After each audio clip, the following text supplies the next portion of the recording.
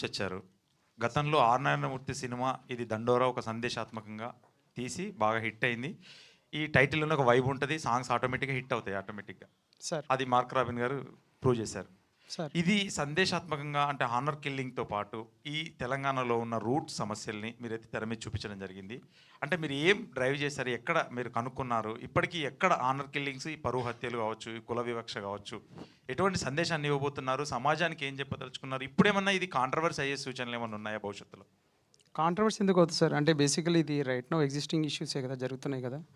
But then అదే cinema కదా, సినిమాకి కొంచెం ఒక స్ట్రక్చర్ ఉంటుంది, సినిమాకి కొన్ని పారామీటర్స్ ఉంటాయి, దానిలో లోబడి మనం ఏం చెప్పాలనుకున్నామో అది కొంచెం కమర్షియల్గా అందరికీ అర్థమయ్యేలాగా చెప్పాము. So that is the intention sir. Like మార్పు వస్తుంది అనుకుంటున్నారు దీని ద్వారా ఎంతో కొంత అని? అదే చెప్తాను సార్, మార్పు అనేది ఎవడు ఫోర్స్ చేస్తేనో లేకపోతే ఎవరో కల్పించి చేయలేము సార్, అది మనలో మనకు రావాలి. సో అది మార్పు వచ్చే అంత పెద్ద పెద్ద మాటలు లేకపోతే అంత పెద్ద మాట చెప్పలేను నేను, మార్పు వచ్చేస్తుంది అని చెప్పేసి. But the point is it will be an experience. నీకు దండోరా అనేది ఒక బ్యూటిఫుల్ ఎక్స్పీరియన్స్ ఉంటుంది. అండ్ మన లైఫ్లో మనం జరిగే ఎక్స్పీరియన్స్ నుంచే కదా మనం ఎవాల్వ్ అవుతాం. So if anybody is taking this experience and is trying to evolve out of it, then that's a big thing for me. అంతే కోరుకుంటున్నాను నేను, మార్పు లాంటిది ఏం లేదు. రాబిన్ అన్న, గతంలో మీరు ఆర్ఆర్ సూపర్ స్పెషాలిటీ అని చెప్పేవాళ్ళు, చాలా పేరు వచ్చింది కూడా. ఈ సాంగ్తో ఇంకా మీరు ప్రూవ్ అయిపోయారు. ఏంటంటే ఈ song next level. Thank you. అందరు ఏం తాగి కొట్టారన్నారు, కాకపోతే మీరు టీ తాగే కొట్టారు కాబట్టి ఈ రేంజ్లో ఉంది. అంటే ఈ సాంగ్ ఏ టైంలో చేశారండి అదని చెప్పండి, మాకు అర్థమైపోతుంది. టీయా వేరే ఏం తీసుకున్నా? నైట్స్లోనే బేసికలీ మనోడు నైట్లలో వస్తుండే కూర్చొని ఇక మొత్తం సాంగ్ డిస్కషన్, ఫిలిం డిస్కషన్ అయిన తర్వాత అక్కడనే ఇంకా డప్పులు తెప్పించి కొట్టి అట్లా దండోరా స్టార్ట్ అయింది. కాకపోతే దీనికి నాకు అందరు మ్యూజిషియన్స్ హెల్ప్ చేసిండ్రు. యాంథనీ దాస్ పాడిండు, తన help it's a great help. And Kasarla Shyam అన్న రాసినప్పుడు అసలు మేమందరం షాక్ అయిపోయిన, ఒక్క లైన్ కూడా దాంట్లో కరెక్షన్ చెప్పలేదు అనమాట. ఇట్స్ బ్యూటిఫుల్గా రాసిండు, వెరీ మూవింగ్. ఇక అట్లా అంత టీం అందరు ఒక వైబ్లో ఉండే చాయ్ దాక్కుంటా చేసేసినాం అట్లా. ఓకే బెన్నెన్న, చాలాసార్లు అడిగావు ఆఫ్లైన్లో మా సినిమా ఏంటని. ఈ సినిమా ఖచ్చితంగా హిట్ అవుతుందన్న ఇప్పటికే తెలుసుకున్న ప్రకారం వర్కౌట్ అవుతుంది. ఈ సినిమాతో ఎంతవరకు హ్యాపీ? అంటే ప్రొడ్యూసర్ కష్టాలు తీరుతాయి అనుకుంటున్నారా మీరు? ఫస్ట్ థ్యాంక్ యూ నీ రివ్యూ చెప్పినందుకు. డెఫినెట్గా cinema very satisfied, very confident. ఖచ్చితంగా అంటే ఒక సర్టన్ కైండ్ ఆఫ్ సినిమా ఈ తీయడానికి మళ్ళీ నెక్స్ట్ టైం ఇంకో కొత్త జానర్ ట్రై చేయాలన్నా ఈ సినిమా 100% ధైర్యం ఇస్తుంది అని చెప్పి ఒక కాన్ఫిడెన్స్ అయితే వచ్చింది. డైరెక్టర్ గారు సార్ చెప్పండి సార్. ఇందాక ఫస్ట్లీ సాంగ్ చాలా బాగుందండి, Thank you, చాలా ఇంటెన్స్గా ఉంది. నాకు చందాల తర్వాత లిరిక్ ఎవ్రీ అసలు ఫస్ట్ నుంచి స్టార్ట్ కూడా ఎండ్ వరకు కూడా ప్రతి lyric. My bhai, do you know any cool bank? What's your cool? जो digital first हो. फिर तो SBI coolest है. What?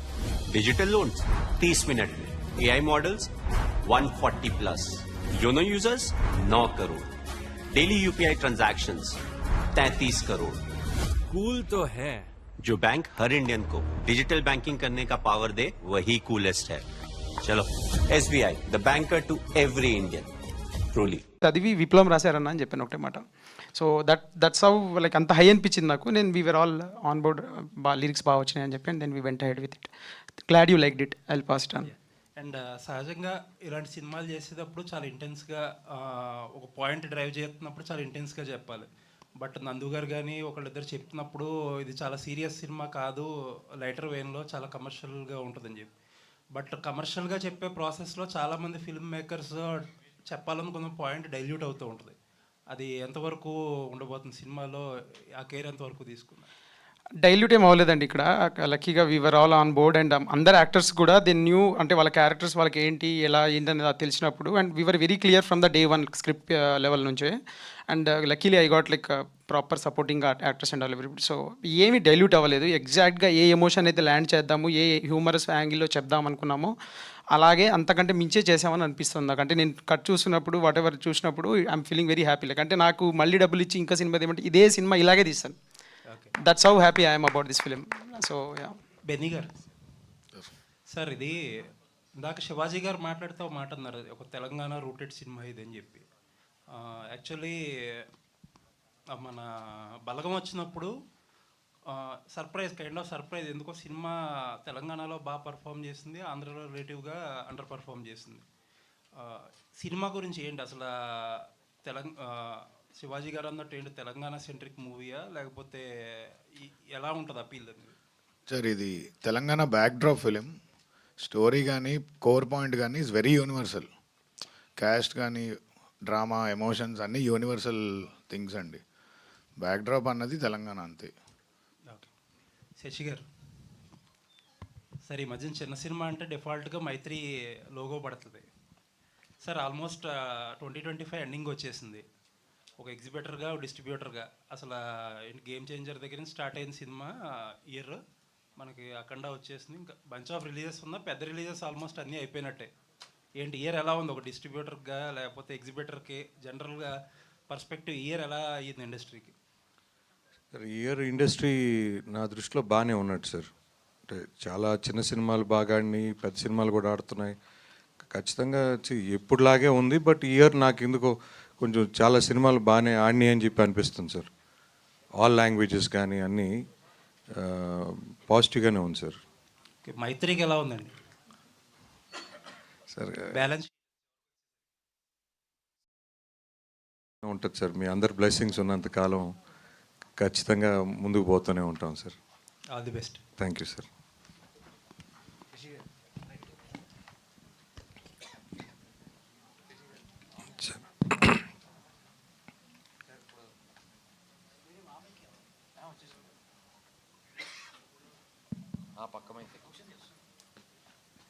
సార్ ఇప్పుడు పెద్ద సినిమా రిలీజ్ చేస్తున్నాం అంటే మనం ఖచ్చితంగా ఆబ్వియస్గా దాంట్లో ఒక రెస్పాన్సిబిలిటీ ఉంటుంది, డబ్బులు అనేది కనపడుస్తూ ఉంటుంది. బట్ ఇలాంటి సినిమాలని ఇప్పుడు ఇందాక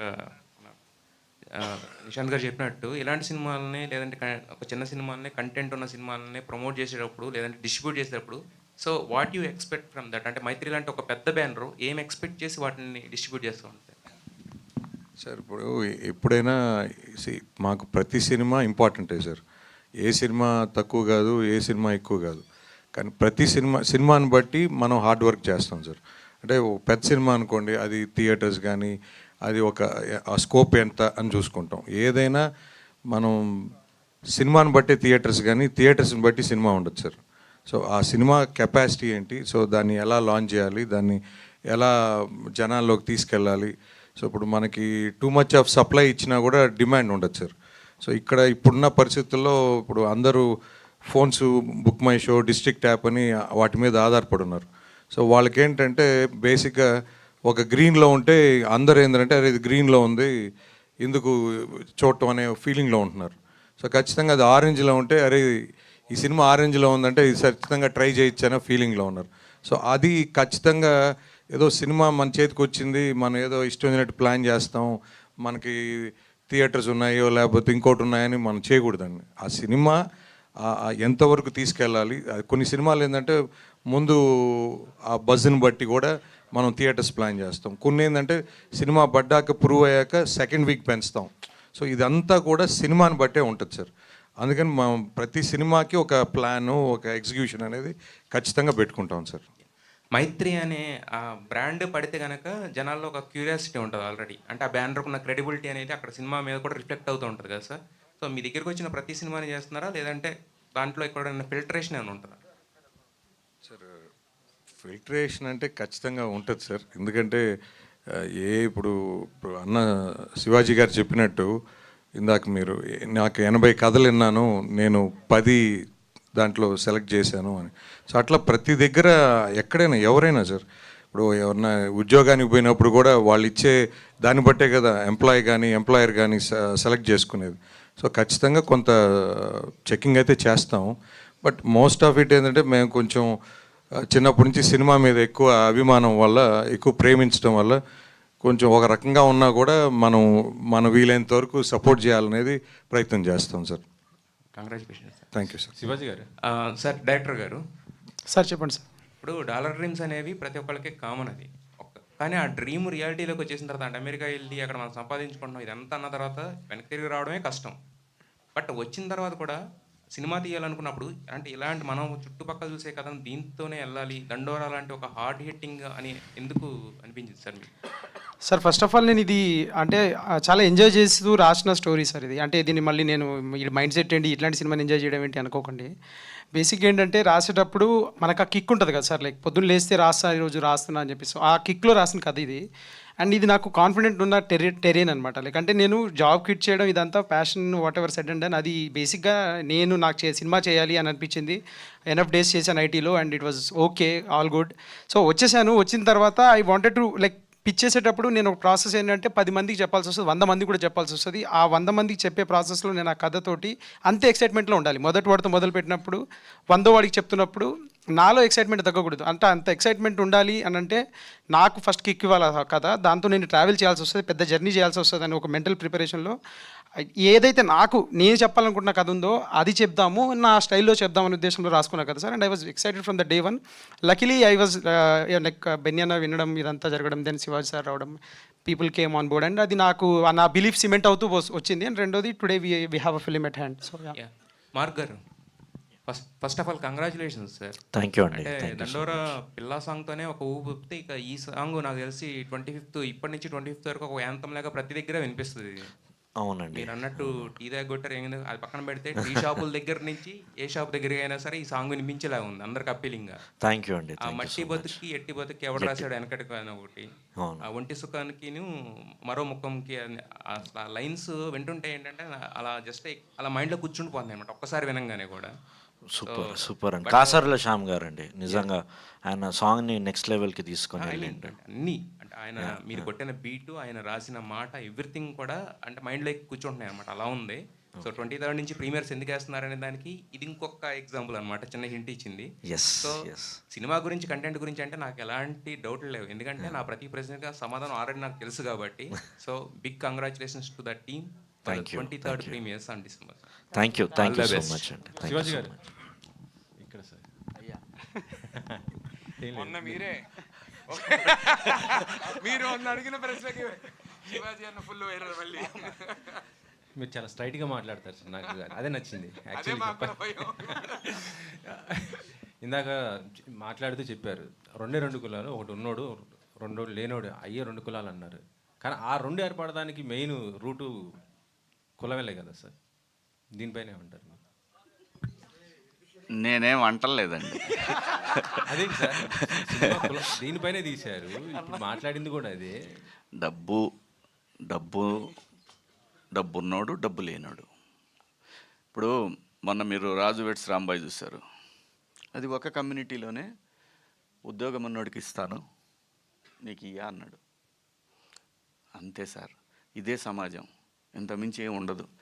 మిగతా అన్నీ స్వార్థం ఉంటాయి వాటిలో. కొంతమంది నేను పలానా కమ్యూనిటీ అయితే నాకు ఒక సపోర్ట్ దొరుకుతుంది, ఇట్లా ఉంటుంది. సహజం, మనిషి సహజం. ఎవరు ఏం చెప్పినా కూడా బాత్రూమ్కి వెళ్ళినప్పుడు రియాలిటీ తెలుస్తుంది వాడికి. అద్దంలో చూసుకొని ఏది కరెక్టరా, ఇది ఇందాక నేను ఇలా ఉన్నా ఇవన్నీ ఉంటాయి. సో 2 డబ్బు ఉన్నాడు డబ్బు లేనాడు అంతే, ఇంకా వేరే ఏం క్వశ్చనే లేదండి. ఇదే సినిమా, ఇదే జీవితం, ఇదే సమాజం, ఇదే దేశం. మరి ఎందుకు అంటే డిఫరెన్స్ ఎందుకు వస్తుంది చెప్పండి మీరు? వస్తుంది కదా ఇట్లా అదే ఆ డబ్బు అనేది ఎలా, డబ్బున్నోడికి డబ్బు ఎలా వస్తుంది, డబ్బు లేని డబ్బు రావటం లేదు అంటే దానికి ఏంటి అసలు? అక్కడి నుంచే మొదలవుతాయి కథలు, సినిమా కథలు. అక్కడి నుంచే సినిమా కథలు మొదలవుతాయి. వేరే రూట్ చెప్పాలంటే ఇప్పుడు నేను మీకు పక్క తీసుకెళ్ళి కథ చెప్పాలి, ఇదిగో ఇలా వెళ్తే ఈ కథ వచ్చింది, ఇలా వెళ్తే ఈ కథ వచ్చిందని చెప్పాలి. ఇది మాత్రం సత్యం సార్. 2 పైన చూస్తారు, వాడి దగ్గర డబ్బు ఉందా చూస్తారు, కింద వాడిని చూస్తారు, వీడికి ఏమైనా అవకాశం ఉందా, ఈ డబ్బు తీసుకుని ఆడదాకా రాగలడేమో. ఇవి మాత్రమే ఉంటాయి తప్ప కులాలు అడ్డొస్తాయని నేనైతే అనుకోవట్లా. కులాలు డబ్బున్న కులం, డబ్బు లేనాడు కులం, ఈ 2 ఉంటాయి, ఇంకంతే, ఇంక వేరే ఏముండవు. కానీ ఇప్పుడు సోషల్ మీడియాలో కానీ మన వాట్సాప్ గ్రూప్లో కూడా మనం వ్యూస్ మా వ్యాపారం, మాది అది వ్యాపారం. ఎస్ బాస్, ఎవరిదైనా అంతే. ఇప్పుడు నాకు ఇన్స్టాగ్రామ్ ఉంది, నేను కంటెంట్ వ్యూస్ వచ్చే కంటెంట్ ఇస్తా. అది కులం ఉండొచ్చు, సినిమా ఉండొచ్చు, ఇంకోటి ఉండొచ్చు, నిజంగా నిజాయితీ కూడా ఉండొచ్చు. అసలు ఏమీ లేకుండా ఈ సమాజం ఉండదు. డెఫినెట్గా ఎక్కడో చోట ఇదైతే ఉంటుంది, ఖచ్చితంగా ఉంటుందండి. ప్రతి ఒక్కటి అంతే సార్. ఆ వివక్షత పోవాలంటే ఏం చేయాలనుకుంటారు అంటే సినిమా ద్వారా ఏం చెప్తున్నారు ఆ లోపల మనం పోతాం ఏం చేయాలనుకునే లోపు, ఇంత మించి ఏం ఉండదు. కాలం అన్నిటికీ సమాధానం చెప్తుంది సార్, కాలం అన్నిటికీ సమాధానం చెప్తుంది. ఓకే సార్, ఈ మధ్య ఇండస్ట్రీలో కొంత మంచి మార్పు వచ్చింది అనుకుంటా. అంటే సినిమా టికెట్లు తగ్గిస్తున్నారు. మనం రాజు వెడ్స్ రాంబాయ్ కానీ లేకపోతే మొన్న వచ్చిన మొగిలి 99 రూపీస్. మళ్ళీ పెట్టాడు మళ్ళీ ఏదో తీస్తున్నాడు లోపల నుంచి, ఏం కత్తి తీస్తున్నాడు, నోరుతున్నాడు. ఇది నాకు తెలియదండి, నాకైతే అస్సలు తెలియదండి దీని గురించి. సరే శశి గారు చెప్పండి సార్. యాక్చువల్గా ఇంకా ఆ డిస్కషన్ ఇంకా చేయాలి సార్. ఏదైనా కూడా ఏ సినిమా అయినా కూడా ఫస్ట్ అది మల్టీప్లెక్సెస్ కానీ సింగిల్ స్క్రీన్స్ కానీ ముఖ్యంగా ప్రొడ్యూసర్స్తో కూర్చొని బిఫోర్ రిలీజు ప్లాన్ చేసి దాన్ని బట్టే మనం రేట్స్ డిసైడ్ చేసుకుంటా ఉన్నామండి, సినిమాని బట్టే. ఇంకోటి టికెట్స్ డెఫినెట్గా అండి కామన్ మ్యాన్కి అందుబాటులో ఉండాల్సిందే, ఉండి తీరాల్సిందే. అలాగే మల్టీప్లెక్స్లో వాళ్ళకి వేరియస్ రీజన్స్ ఉండొచ్చు. మేము కట్టడానికి ఇంత అయింది, మాకు ఇంత అయింది, మాకు ఇంత స్టాఫ్ ఉన్నారు, మాకు ఇంతమంది ఉన్నారు, ఏదన్నా కావచ్చు. 350 కాఫీ అంటండి, 3 రోజులు తాగుతాను నేను మా ఇంటి మొత్తం కలిపి. ఇది పరిస్థితి. వాటికి భయపడి చేస్తున్నారు జనం. నిజం ఇది. ఇంత అమానుష్యం అది ఖచ్చితంగా ఇందులో ప్రొడ్యూసర్లకు కానీ లేదంటే ఎగ్జిబిటర్స్కి కానీ ఎవ్వరికి సంబంధం లేని అంశం. ఇది ప్రభుత్వానికి మాత్రమే ఉంది సంబంధం. ఇంత నియంత్రణ అనేది వ్యవస్థకే ఉంది. సుప్రీంకోర్టుకు కూడా పోతే ఏం చెప్పిందో తెలుసా? అవునా అలా జరుగుతుందా, దీని మీద రాష్ట్ర ప్రభుత్వాలు ఏదో ఒకటి తీసుకోవాలి. నువ్వు ఒక ఆర్డర్ ఇస్తే అయిపోద్ది, ఎవడికి వాడిది వాడు అంతే. కానీ కోర్టు ఆర్డర్లు వచ్చే లోపలే మారిపోతుంది. కోర్టు ఆర్డర్ కాదు గురు, కోర్టు ఆర్డర్లు పక్కన పడే. అసలు ప్రభుత్వానికి అజమాయిషి తీసుకోవాల్సిన బాధ్యత ఖచ్చితంగా ఉంది. అది ఏ రాష్ట్ర ప్రభుత్వమైనా కేంద్ర ప్రభుత్వం ఎవరైనా సరే. అజమాయిషి తీసుకోపోతే నా 600 రూపాయలు పాప్కార్న్ ఏంటి, 350 రూపాయలు కాఫీ ఏంటి, పార్కింగ్ ఫీజులు అంటే తీసేశారు సినిమాలకు. మరి షాపింగ్లు మళ్ళీ గిల్లుతున్నారు, చిన్నగా గిల్లుతున్నారు. అది కూడా ఒకడు వస్తున్నాడు, ఏమంటే మీరు సినిమాకి వెళ్తున్నారు షాపింగ్కి వెళ్తున్నారు, షాపింగ్కి వెళ్ళి సినిమాకి వెళ్తారు, నీకేంటి ప్రాబ్లం? టికెట్ల రోడ్డుకి పోరాటం చేయొచ్చు కదా సార్. మీరు అందరూ ఉన్నారు చేస్తున్నారు, నేను కూడా చెయ్యి అంట. ఓకేగా. మొన్న మీరు ఐబొమ్మ రవి ఏదైతే మాట్లాడారు దానికి మంచి పాజిటివ్ అయింది. మీ ఏదండి ఐబొమ్మ రవి మీరు ఇట్లా పాజిటివ్గా వాడుకోండి అని మీరు చెప్పారు. జై బాలయ్య.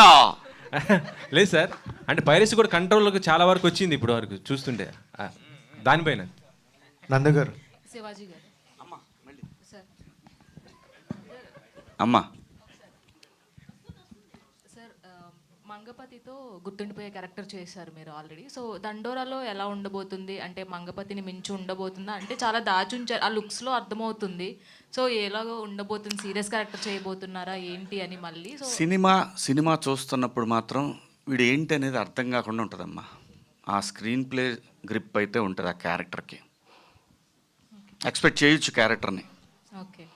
అంటే ఏదో ఉంది ఈ పాత్రలో, ఏదో ఉంది అనే టెన్షన్ మాత్రం కంటిన్యూ అవుతూనే ఉంటుంది. అందులో సాంగ్లో కూడా చూసినట్లయితే పరువు హత్య గురించి ఒక లైన్ ఉంది. సో ఇది పరువు హత్య అంటే ఇన్ ద సెన్స్ అంటే కాస్ట్కి సంబంధించి ఇవి ఎప్పుడూ ఉంటాయి. మొన్న ఉంది, నిన్న ఉంది, ఈరోజు ఉంది, రేపు ఉంటుంది. మనుషులు సమాజం ఉన్నంతకాలం పరువు హత్యలు ఉంటానే ఉంటాయి. మనం వాటిని ఖండిస్తూనే ఉంటాము. అది ఆ 2 కుటుంబాల వ్యక్తిగత విషయం చెప్పటం సమాజం బాధ్యత కాబట్టి చెప్తారు. తప్పు ఇది అని మాత్రమే. పెయిన్ ఆ 2 కుటుంబాలది, అది ఇండివిజువల్. బట్ తప్పు. మనిషిని చంపే హక్కు ఏ ఒక్క వ్యవస్థకి లేదు, ఎస్పెషల్లీ ఇండియాలో. నో. సార్ మీరు ఎన్నో విషయాలపైన చాలా గట్టిగా మాట్లాడిన వ్యక్తి మీరు. అటు అమరావతి రైతుల ఇష్యూ కావచ్చు, అండ్ చాలా ఏది జరిగినా కానీ మాట్లాడతారు మీరు, కరెక్ట్ పాయింట్ మాట్లాడతారు. బట్ ఈ మధ్యన చాలా కొంచెం కామ్ అయినట్లు అనిపిస్తుంది. So why sir reason? అంటే క్యాష్ కొంచెం అవసరమైంది, నాకు కాదు పిల్లలకి. వాళ్ళ బరువు బాధ్యతలు తీసుకోవాల్సిన సమయం వచ్చింది కాబట్టి ఇంకా కొన్నాళ్ళు పోతే మనకు కూడా పాత్రలు మరీ వెనకాల నిలబెడతారు. ఏదోటి ఇస్తారు, ఎంతో కొంత ఇస్తారు, కానీ వెనకాల నిలబెడతారు. ఈ లోపు ఎంతో కొంత వెనకేసుకోవాలి, తప్పదు కదమ్మా. బతకాలి అని అంటే లేకపోతే రాస్తారు, ఒక దాంట్లో వేస్తారు చూడు పాపం నిన్నటి దాకా ఎలా బతికిన మనిషి అలా వెళ్తూ ఉన్నాడు, ఒక లైక్ వేసుకుంటారా. ఇలాగే ఉంటుందమ్మా పరిస్థితి. కాబట్టి అందరిలాగానే ఏం ఉండదమ్మా, ప్రతివాడికి ఏదైతే కావాలో అది ఉంటేనే వాల్యూ, అది లేకపోతే ఓన్లీ హెడ్లైన్స్లో ఉంటుంది, వాడి కోసం వేసుకుంటాడు వీడి గురించి, అంతే తప్ప ఏమీ ఉంటుందమ్మా. శివాజీ గారు, మురళి గారు, మార్క్ గారు, కంగ్రాచులేషన్స్ అండి. సాంగ్ బాగుంది. Thank you. పిల్లా సాంగ్ కూడా ఆల్మోస్ట్ 3 million ఉన్నట్టుంది. సినిమా కంటే ముందు మీ మ్యూజిక్ హిట్ అయినందుకు congratulations. Thank you so much అండి. క్రెడిట్ గోస్ టు బెన్నీ గారు ప్రొడ్యూసర్ అండ్ మురళి డైరెక్టర్, వీళ్ళకి అండి. ఎందుకంటే వాళ్ళు ఎవ్రీ డే ఈ సినిమా గురించి చెప్తూనే ఉన్నారు. ఒక స్ట్రాంగ్ వైబ్లో వెళ్తున్నాం. అండ్ ఈ సినిమా చాలా ఇంపార్టెంట్ కంటెంట్ చెప్తున్నామండి. ఆ కంటెంటే నన్ను మూవ్ చేసింది ఈ పాటలు చేయడానికి. అండ్ సినిమాకి వచ్చినప్పుడు మీ అందరినీ కూడా మూవ్ చేస్తుందని అనుకుంటున్నామండి. ఓకే, బెన్నీ గారు హాయ్ అండి. యాక్చువల్లీ మీరు రిలీజ్ మొత్తం ప్లాన్ చేసుకున్నారు, లైక్ నైజాం, మైత్రి గారు, ప్రైమ్ షో అన్నీ ఆదర్వా లైక్ ఇప్పుడు నయా ఘర్ నయే సప్నే, हर नए घर की शुरुआत एक सपने से ही होती है और जब सपने मिलकर देखे जाते हैं तो वो और बड़े लगते हैं. बात सिर्फ साथ आने से नहीं बनती, बात बनती है करीब आने से, क्योंकि घर प्यार से बनता है और सेंसुई उसे पूरा करता है. సినిమాలు వచ్చి 4 ఆడినాయి. దీపావళికి పోయిన లాస్ట్ ఇయర్ 3 సినిమాలు వచ్చి 3 ఆడినాయి. సో మంచి కంటెంట్తో వస్తే అది ఎన్ని సినిమాలు కాదు సార్, అన్నిటినీ ఆదరిస్తారు సార్ ఆడియన్స్. బట్ మంచి కంటెంట్ డెలివరీ చేసేది important. So all the best అండి. శివాజీ గారు, hi sir. Thank you so much sir. Actually అంటే మంచి కంటెంట్తో వస్తున్నారు ప్రతిసారి, అండ్ బ్యాక్ టు బ్యాక్ మూవీస్తో చాలా బిజీగా ఉన్నారు. బట్ ఈ గ్యాప్లో కూడా బజ్లోకి వెళ్ళి బజ్ని కూడా ఒక బజ్ రేంజ్లో పెట్టారు. సో 21st ఫైనల్ కూడా బిగ్ బాస్. సో ఏంటి సార్, అంటే బజ్ ఒప్పుకోవడానికి స్పెసిఫిక్గా రీజన్ ఏమైనా ఉందా? నాకు బిగ్ బాస్ అంటే ఇష్టం, అందుకని అంతే, వేరే కారణమే లేదు, అవసరం లేదు మనకు. యాక్చువల్గా నాకు బిగ్ బాస్ అంటే చాలా ఇష్టం, ఎందుకంటే నేను పర్సనల్గా ఎక్స్పీరియన్స్ చేశాను కాబట్టి ఆ షో అంటే నాకు ఇష్టం, అందుకే చేస్తున్నానండి. మురళి గారు, సార్ టీజర్ చూసినప్పుడు ఒక ఒపీనియన్ ఉండే, సో ఆల్ ఎమోషన్స్ మిక్స్ అయ్యి వస్తుంది ఈ సినిమా అని. బట్ ఈ సాంగ్ చూసిన తర్వాత కొంచెం భయపెట్టినట్టు కూడా అనిపిస్తుంది. ఆ వెనకబడిన వాళ్ళు ఎవరైతే ఉన్నారో, సో తొక్కబడిన వాళ్ళు ఎవరైతే ఉన్నారో వాళ్ళు తిరగబడితే ఎలా ఉంటుంది అనేది ఈ సాంగ్ అనే అర్థమవుతుంది. బట్ అంటే ఏ పరువు హత్య అంటే ఇందాక నేను అడిగాను, డబ్బు ఉన్నవాడు లేనివాడు అని చెప్తున్నారు, కానీ ఇన్ ద సెన్స్ కాస్ట్లో ఉంటుందా ఇది, లేదంటే నిజంగానే పేదవాడికి అలాగే ఉన్నవాడికి మధ్యన జరుగుతుందా? అంటే మీ క్వశ్చన్స్ అన్నిటికీ సినిమా ఆన్సర్ అండి ప్రాపర్గా ఉంటుంది. మీకు అన్ని క్వశ్చన్స్ సాటిస్ఫై అవుతాయి. ఇప్పుడు నేనేం చెప్పినా కానీ చెప్పిందే సినిమా మళ్ళీ తీసాడు, మీకు డబుల్ టైం చూసినట్టు ఉంటుంది. సో సినిమా చూస్తే మీ క్వశ్చన్స్ అన్ని ఆన్సర్ అవుతాయి. Thank you. రాబిన్ గారు, కంగ్రాచులేషన్స్ అండి. లిరిక్స్తో కాశర్ల శ్యామ్ గారు ఒక అర్థాన్ని ఇస్తే మీరు మీ మ్యూజిక్తో భయపెట్టారు. థ్యాంక్ యూ సో మచ్ అండి. రవి గారు, ఎలా ఉండబోతుందండి ఈ సినిమాలో మీ క్యారెక్టర్? నందు గారిని చూస్తుంటే ఆల్రెడీ ఫ్రస్ట్రేటెడ్గా అన్నట్టు అనిపిస్తుంది, మరి మీ క్యారెక్టర్ ఎలా ఉండబోతుంది? ఏదైనా చిన్న ప్రొడ్యూసర్ ఒక సినిమా చేయాలి అని వస్తే కనుక వాళ్ళకి షో రీల్ లాగా ఉంటుంది. నా క్యారెక్టర్ అయితే మాత్రం the best love emotions, songs, proper fight అన్నీ ఉంటాయి. సో ఒక కమర్షియల్ సినిమాకి ఏదైతే కావాలో ఒక చిన్న సినిమాకి అవన్నీ ఉంటాయి. సో అవన్నీ నా క్యారెక్టర్ ద్వారా నాకు హెల్ప్ అవుతుంది. 100% అవన్నీ ఉంటాయి. All the best. Thank you. Shashi గారు, సార్ తెలంగాణలో ఇక మీద టికెట్ రేట్స్ పెంచేది లేదని చెప్పేసి కోమటిరెడ్డి గారు చేసిన వ్యాఖ్యలు బాగా వైరల్ అవుతున్నాయి. సో యాజ్ ఏ డిస్ట్రిబ్యూటర్గా, సో దీని మీద మీరు ఎలాంటి స్టాండ్స్ తీసుకుంటారు, ఏంటి, ఏం ఆలోచిస్తున్నారు? అంటే ఫ్యూచర్లో పెద్ద సినిమాలకి ఏమన్నా ఎఫెక్ట్ అవుతుందా, లేదా మళ్ళీ ఆ టైంలో ఇండస్ట్రీ పెద్దలు కానీ హీరోలు కానీ వెళ్ళి మళ్ళీ మాట్లాడితే మళ్ళీ పెంచుతారు, ఇది జరిగే ప్రాసెస్సేనా? సరే, ఇది మీరు చెప్పింది నిన్నే మార్నింగ్ చూశాను. ఖచ్చితంగా మా పెద్దలతో మాట్లాడి తప్పకుండా సిచ్యువేషన్ బట్టి దాన్ని బట్టి మాట్లాడతామండి. Thank you sir. Thank you sir. Nandu అన్న, సహాయనా 2025లో బ్యాక్ టు బ్యాక్ రాబోతుంది, బట్ 26కి వెళ్ళిపోయారు. కరెక్ట్. అంటే ఒక సినిమా బాగుందంటే ఈజీగా 1 వీక్ 10 డేస్ అనేది కొంచెం మంచి టైం అది. అవును. సో మీకు ఒకవేళ టాక్ వచ్చేలా ఉంటే అండ్ బ్యాక్ టు బ్యాక్ మళ్ళీ జాన్లో మూవీస్ ఉన్నాయి, పెద్ద మూవీస్, కానీ నేను ఎఫెక్ట్ అవుతుందేమో అని అనుకోలేదన్నా. లేదు లేదు, నేను Jan 1st నాది రిలీజ్. సో Jan 1st గురువారం అయింది. 2, 3, 4 శుక్ర శని ఆదివారాలు అయింది, 4 రోజులు ఉంది. ప్రభాస్ అన్న సినిమా 9వ తారీఖు వస్తుంది. సినిమా బాగుంది అంటే నాకు ఆ 4 days రన్ కూడా వస్తుంది. సో యాక్చువల్గా నాకు మంచి డేట్. నాకు సురేష్ బాబు గారు, రానా అన్న ఇద్దరు కలిసి కూర్చోబెట్టి ఎక్స్ప్లెయిన్ చేశారు ఇందుకు ఇది ఇంకా better. So I'm actually happier. ఆ రోజు కొంచెం షేక్ అయ్యాను పోస్ట్ పోన్ అని వెంటనే, బట్ యాక్చువల్గా నాకు చాలా చాలా మంచి డేట్ నా సినిమాకి Jan 1st అనేది మాత్రం వెరీ కాన్ఫిడెంట్. లాస్ట్ వరకు అఖండ అనుకున్న వరకు రిలీజ్ అయిపోద్దని అన్నారు, బట్ వన్స్ అఖండ అనేసిన తర్వాత ఇంకా డ్రాప్ అయిపోయారు. సో ఎలా అనిపించింది ఆ సిచ్యువేషన్? అఖండ ఇంకా 12th రిలీజ్ అని మాకు ఎప్పుడైతే అఫీషియల్గా చెప్పారో, రానా అన్న ఇంకా సురేష్ సార్ పిలిచారు నన్ను. పిలిచి కూర్చోబెట్టి మనం బాలయ్య సినిమా వస్తున్నప్పుడు మనం పక్కకి వెళ్ళాలన్నా మనం, because maximum theatres occupancy, internet buzz అవుతూ ఉంటుంది, ఎవ్రీథింగ్ బాలయ్య మేనియా ఉంటుంది. So we have to respect that. ఒకడు బాలయ్యకి ఎదురొచ్చినా వాడికే రిస్క్, బాలయ్యకి మనం ఎదురు వెళ్ళినా మనకే రిస్క్. సో నేను తప్పుకొని ముందుకెళ్ళాను చక్కగా. బాలయ్య గారి బ్లెస్సింగ్స్తో, బాలయ్య బాబు గారి ఫ్యాన్స్ అందరూ నాకు సపోర్ట్ చేస్తున్నారు నిజం చెప్పాలంటే. నందువు నేను సినిమా కూడా వెళ్ళాను, వెళ్ళాను. నాకు మేము సినిమా ఇలా నేను నా cinema psych Siddhartha post phone అని నేను రానా అన్న ఒక వీడియో వేసాము.